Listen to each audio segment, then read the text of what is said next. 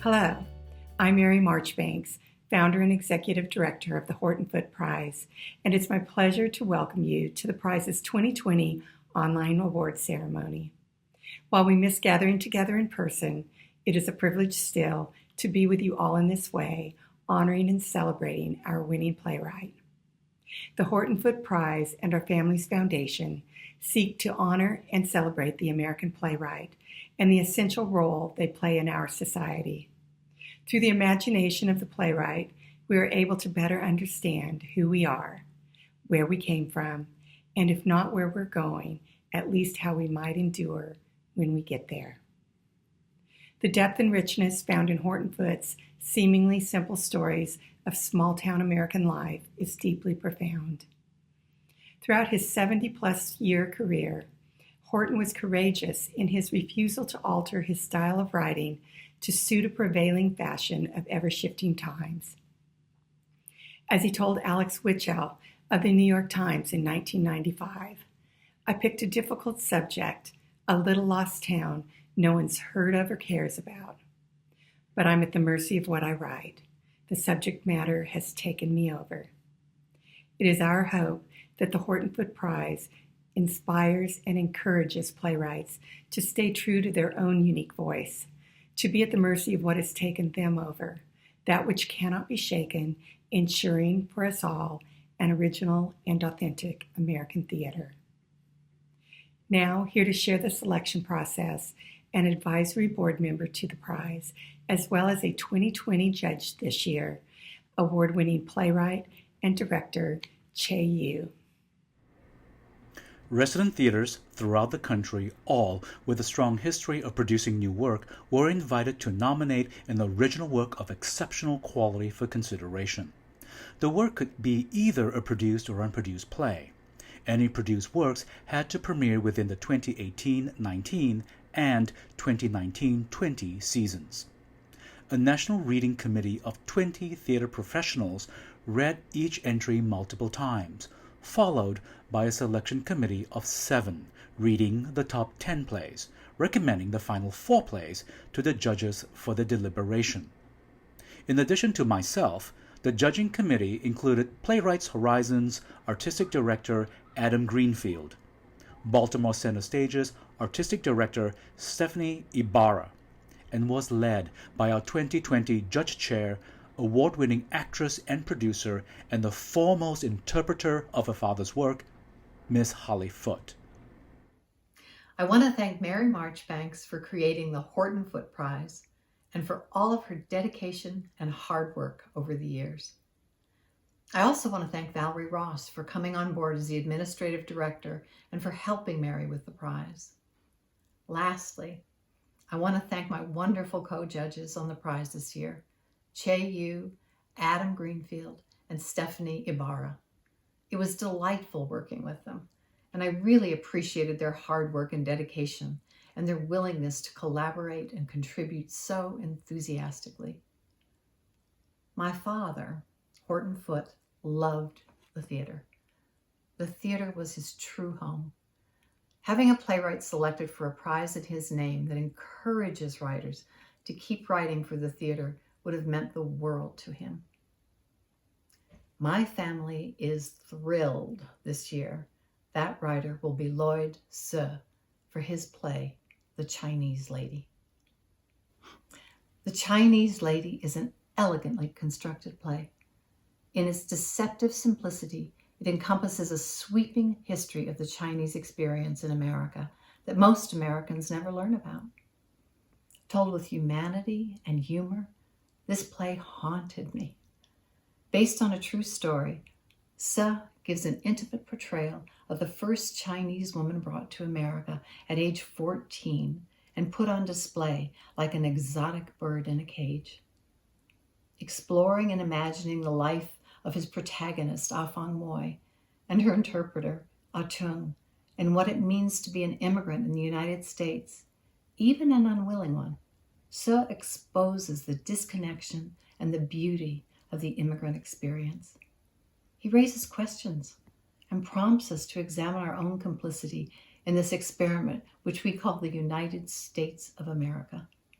He explores memory and longing, loss and fortitude. He gently makes us think, ponder, and examine our beliefs and all the things we take for granted. I am deeply grateful to Lloyd for taking me on this journey, for exploring this beautiful story, and at the same time, I feel this ache inside. Ah Thong Moy never got to return home. Here to share their praise for Lloyd's work are judges Adam Greenfield, Stephanie Ibarra, and Che Yu. It is a distinct honor to recognize the achievement of Lloyd Suh's play The Chinese Lady, which is yet another entry in Lloyd's career of writing excellent plays, both in performance and on the page. I found this play totally gut-wrenching and brilliantly conceived. Lloyd has created an indelible portrait of this trapped woman and her ageless caretaker, a portrait that races through time to capture a history of racism and oppression in America. In such a compact play, he's created characters who continue to grow deeper and endlessly complicated before our eyes. It's a feat of writing that's seemingly effortless and masterfully crafted with the precision of a poem. Thank you, Lloyd, for writing it. It's a thrill to see you receive this well-deserved award. For me, The Chinese Lady represents the now and the future of the American theater. Lloyd not only wholly embraces the theatrical form, but he deftly challenges it while doing the necessary work of complicating our national identity. In my opinion, this play should be required producing for theaters across the country. Lloyd Suh's The Chinese Lady is a remarkable achievement. At once epic and intimate, this ingenious play deftly captures the political, gender, and racial complexities of a silenced chapter in our country's collective history. Yet this work reverberates with powerful poignancy, relevance, and immediacy to our current times. The soul of Horton Foote is alive and evident in each of Lloyd's uncanny play. Hello, I'm Ralph Pena. It's my honor to present the 2020 Horton Foote Prize.